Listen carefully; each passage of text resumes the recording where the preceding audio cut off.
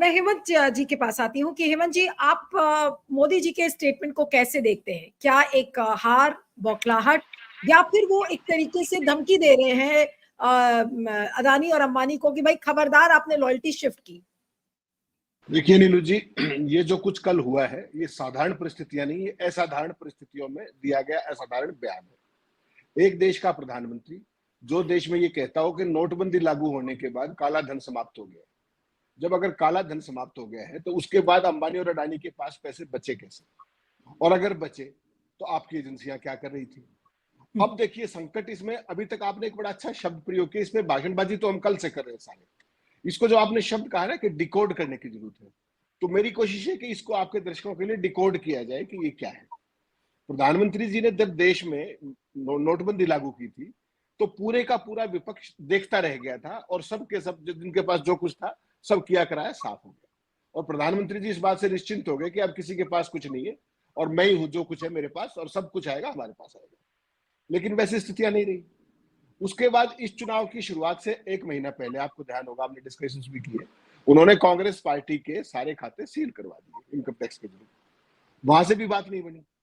तो अब इन्होंने क्या किया कि कल जिसका अडानी का और अंबानी का नाम उन्होंने अपने 23 साल के राजनीतिक कैरियर में नहीं लिया और राफेल का नाम पिछले 6 साल में नहीं लिया, कल उनको वो नाम लेना पड़ गया। तो असाधारण परिस्थिति मैंने क्यों कही कि प्रधानमंत्री जी रेटल्ड है, सामान्य नहीं, दबाव में।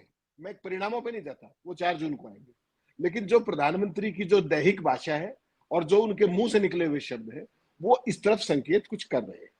अब आपने कहा डिकोड करने की बात, तो मैंने आज सुबह एक भारतीय जनता पार्टी के बड़े नेता से बात की, पूरे को पूरा समझने के लिए, एक पत्रकार के नाते नहीं, एक दोस्त के नाते। उन्होंने कहा कि प्रधानमंत्री जी की राजनीतिक शैली ये है कि वो कुश्ती के मैदान में जब आते हैं, जब सामने वाले पहलवान के हाथ और पैर कंप्लीटली बंधे होने चाहिए, उस कुश्ती के शौकीन है प्रधानमंत्री के, जीतना उन्हीं का, उनकी जीत फॉरगॉन है और वो पहलवान खड़ा खड़ा पिटता रहेगा। ये बीजेपी के नेता की भाषा बता रहा हूं, मेरा कुछ नहीं है इसमें। तो मैंने कहा साहब फिर ये क्या हुआ? उन्होंने कहा कि जब मतलब वो लगा कि बीजेपी यार का नेता, Hemant ji, I am finding it too hilarious, वो बीजेपी का नेता खुद ही बता रहा है कि वो किस तरीके की पहलवानी कर रहे हैं फील्ड में। अभी तो आप अगली सुननी पड़ेगी, आपको पूरी बात सुननी पड़ेगी। तो ये जो आपने शब्द कहा ना डिकोड, इसलिए आमतौर पे कोट नहीं करता हूं, लेकिन चूंकि डिकोडिंग की बात आई तो वो डिकोड करना जरूरी है दर्शकों को उन्हीं की भाषा में समझाने के लिए। तो उन्होंने कहा कि प्रधानमंत्री जी को लगा कि यार ये पहलवान के तो हाथ पैर बंधे होने चाहिए थे सारे, यहाँ पहलवान का मतलब अपोजिशन का है, और ये तो सारे खुल के मैदान में आ गए और एकजुट भी हो गए, तो अब क्या किया जाए। तो उसके लिए उन्होंने तमाम हिंदू मुस्लिम मटन जो जो भाषाएं वो प्रयोग कर सकते थे किए, वहां से भी बात नहीं बनी। तो अल्टीमेटली उनको किसी, अपने जो इंटेलिजेंस की एजेंसीज है, किसी ने उनको कल रिपोर्ट किया कि साहब इस तरीके की बात है, वहां से भी कुछ फाइनेंसिंग हो रही है, और ये कोई पहली बार नहीं है और आखिरी बार नहीं है। जो भी बड़े उद्योगपति है वो हो सकता है राहुल गांधी को 5 रुपए दे, मोदी जी को 100 रुपए दे, टीडीपी को 4 रुपए दे, उनका ऐसा चलता है। लेकिन जब कल प्रधानमंत्री जी को पता लगा कि कहीं से किसी के थ्रू वहां पर कुछ फाइनेंसिंग गई है, तो वो एकदम इरिटेट हो गए उससे, और उन्होंने ये भी नहीं देखा। देखिए आज भारतीय जनता पार्टी और बीजेपी मोदी सरकार की आपको एक साइकी समझनी पड़ेगी। आज बीजेपी कुछ नहीं है, आज केवल मोदी। अगर थोड़ा मोटा कोई दूसरा आदमी है तो अमित शाह है, और भारतीय जनता पार्टी में किसी कोई हैसियत नहीं बची। कल जो प्रधानमंत्री ने जो ये शब्दावली प्रयोग की अपने सबसे प्रिय फाइनेंसर्स के लिए, जिन्होंने उनको प्रोजेक्ट करके यहां तक लाए, उन्हीं की मार्केटिंग का परिणाम है नरेंद्र मोदी, और कुछ नहीं है। नरेंद्र मोदी उनको जो लीडर बताया जाता है, he is a teleprompter reader, everybody knows it in the world, forget about India. तो कल उन्होंने जो सेल्फ गोल किया है वो खुद के लिए नहीं है, जो हम कहते हैं ना पैर पे कुल्हाड़ी मारी ना, उन्होंने कल कुल्हाड़ी पे पैर मारा, और अपना अपना नहीं मारा, पूरी भारतीय जनता पार्टी का भी मार दिया। और इसका परिणाम देखिए आप, भारतीय जनता पार्टी जिस तरीके से मोदी जी को डिफेंड करती है, बहुत एग्रेसिवली आउट एंड आउट, कल जब से प्रधानमंत्री ने ये बात कही है, बीजेपी का कोई प्रवक्ता आपको डिफेंड करता हुआ दिखाओ तो मुझे बताइए। They can't defend the indefensible. तो मोदी जी का जो ये कल का कथन है, इसने पूरी भारतीय जनता पार्टी को बैकफुट पर लाकर खड़ा कर दिया, और उनकी जो फॉल्ट लाइंस है उनको कंप्लीटली एक्सपोज कर दिया। और इसमें जो मैसेज गया पूरे देश में, मैसेज ये गया कि मोदी जी तो चुनाव हार रहे हैं, तो 3 जो फेस हुए उनकी तो बात छोड़ दीजिए, अगले 4 का माहौल खराब हो गया। तो पूरी जनता पार्टी को, भारतीय जनता पार्टी का और मोदी के जितने भी जो उनका तामझाम है, उनको ये समझ में नहीं आ रहा कि यहां से क्या। और पहली बार राहुल गांधी ने ही jumped immediately into the ground और उन्होंने सारी चीजें खोल के रख दी। मुझे नीलू जी 2-3 सवाल पूछने ही राहुल सारी गांधी का रिएक्शन मुझे याद है 1 या 1.5 घंटे के अंदर आ गया था। आई थिंक मोदी जी ने वो भाषण दिया और 1.5 घंटे के अंदर वो मोदी जी का राहुल का रिप्लाई आ गया था। और उसकी ट्रैक्शन देखिए क्या है। राहुल गांधी के जो उनका कथन है 42 सेकंड्स का वो इंस्टाग्राम पे हर जगह कितने लाखों करोड़ में चला गया है। और प्रधानमंत्री जी ने जो कुछ कहा है, पूरी भारतीय जनता पार्टी फ्लैट है, उनको कुछ समझ में नहीं आ रहा। इस पूरे खेल के अंदर जो आपको जो बिटवीन दी लाइंस देखना पड़ेगा, जो कल हुआ है, माहौल पूरे का पूरा खराब हो गया। अब तक के रिजल्ट क्या थे मुझे और आपको तो पता नहीं, हमको ज्योतिषी नहीं है 4 जून को रिजल्ट आएंगे।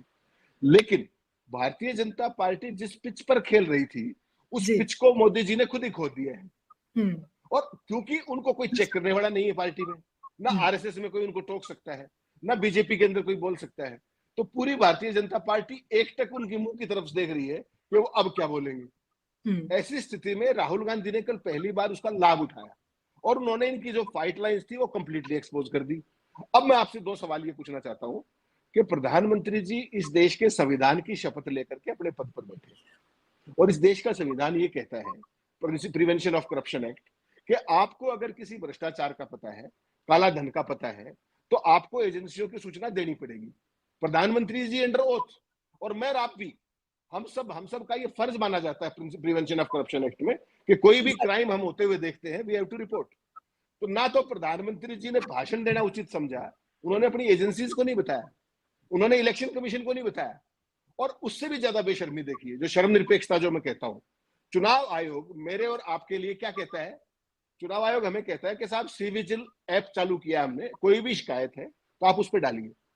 प्रधानमंत्री जी टेम्पो के अंदर बोरे भर के नोट की बात कर रहे हैं, चुनाव आयोग किस चीज का इंतजार कर रहा है? चुनाव आयोग को प्रधानमंत्री ने शिकायत नहीं की, कोई बात नहीं। चुनाव आयोग प्रधानमंत्री को चिट्ठी लिख के या फोन करके ये पूछ सकता है कि साहब बताइए वो कौन से बोरे थे, कहां से आए? मजाक बना के रख दिया है। आप अपनी राजनीति के लिए आपने अपनी एजेंसीज की फॉल्ट लाइन एक्सपोज कर दी। मुझे ये बताइए, अरविंद केजरीवाल जेल के अंदर है, मेरे उनके लिए किसी के लिए कोई सॉफ्ट कॉर्नर नहीं है। जिसने करप्शन किया, he should be behind the bars. Arvind Kejriwal के पास 1 रुपया बरामद हुआ, मनीष सिसोदिया के पास 1 रुपया बरामद हुआ, हेमंत सोरेन के पास 1 रुपया बरामद हुआ नहीं हुआ। उसके बावजूद पीएमएलए है उनके ऊपर, ना पैसे बरामद हुए, ना मनी की ट्रेन है। और प्रधानमंत्री क्या कह रहे हैं? टेम्पो में भर के बोरों में, quote unquote, Prime Minister of this country is saying, what are his agencies doing? What is CBI up to? What is ED up to? What is Election Commission up to? Where is the level playing field? सवाल ये है कि प्रधानमंत्री जी का जो बड़बोलापन है और जो वो अंदर से हिले हुए हैं, उन्होंने अपना जो खोखलापन है खुद का, अपने सिस्टम का, अपनी पार्टी का, और जो सिद्धांत विहीनता है कि कुछ भी बोल दीजिए, आप जो मर्जी आए कह दीजिए, बिना सबूतों के बोल दीजिए। अरे देश का प्रधानमंत्री ये कहता है कि मैंने नोटबंदी के बाद काला धन खत्म कर दिया, और वही प्रधानमंत्री चुनाव के दौरान ये कहता है कि बोरों में नोट जा रहे हैं। तो कौन सी बात सच मान लें हम?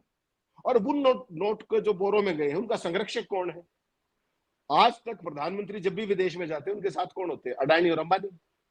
क्या क्या किया है उनके लिए?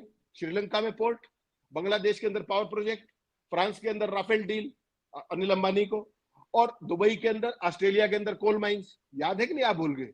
और हर जगह वहां के जो स्टेट हेड्स हैं, उन्होंने नाम लिया कि प्रधानमंत्री का हमारे ऊपर दबाव था। आपको याद होगा मैक्रोन का बयान कि प्रधानमंत्री का हमारे ऊपर बयान था कि अंबानी को देना है, अनिल अंबानी को। तो प्रधानमंत्री जिनको हमेशा गोदी में लेकर के, जिनके फाइनेंसिंग से, जिनकी प्रोजेक्शन से आज यहाँ तक है, और ये दोनों उद्योगपति हैं, ये केवल उद्योगपति नहीं है, ये मीडिया बैरेंस भी है, मत भूलिए आप। अब मुझे ये बता दीजिए कि उन्होंने उनको इतने बुरे तरीके से एक्सपोज कर दिया और उनके चैनल अपने ही मालिक के खिलाफ खबर दिखा रहे हैं प्रधानमंत्री की। ऐसा आपने दुनिया में देखा है? अंबानी के चैनल पर CNN 18 और ये सब पे कल से चली नहीं क्या खबर? पूरी चली। अपने ही मालिक को चोर बता रहे हैं और वो कुछ नहीं कर सकते। तो पूरे सिस्टम को एक्सपोज कर दिया, अपने दोस्तों को एक्सपोज कर दिया। और प्रधानमंत्री जी के बारे में अब ये भी एक सामान्य बात हो गई है कि उनका नजदीक होना भी बुरा है और उनका दूर होना भी बुरा रहना भी। बिल्कुल। तो ये दोनों ही चीजें जो है, ये बहुत खतरनाक मोड़ पर लाकर खड़ी कर दी है मोदी जी ने। और पूरी बीजेपी में आपको बता सकता हूं, उस नेता की सुबह वो नेता मुझे कहता है फोन करके कि सर आपने इससे क्या निकाला? तो मैंने कहा यार हमने तो पत्रकारिता छोड़ दी, आप बताओ आपने क्या निकाला। तो ये जो मैंने आज बात कही, ये बीजेपी के नेता कह रहे हैं, ये उनका डिकोडिंग है। और पूरी भारतीय जनता पार्टी को समझ में नहीं आ रहा यहाँ से क्या करें, क्योंकि पार्टी तो आपने उनके नाम कर दी। एक तो होता है रजिस्ट्री कराना, उन्होंने तो उनके इंतकाल करवा दिया कि मोदी जो चाहे कर दे पार्टी का, और वैसी सूरत में बीजेपी में कुछ बचा ही नहीं। No first line, no second line, no third line. That is where BJP stands today. तो उसमें किसको लाभ होगा, किसको हानि होगी, सवाल नहीं है। But Modi ji, his crony friends, they have completely lost the ground, they have completely lost the face, and that is very unfortunate.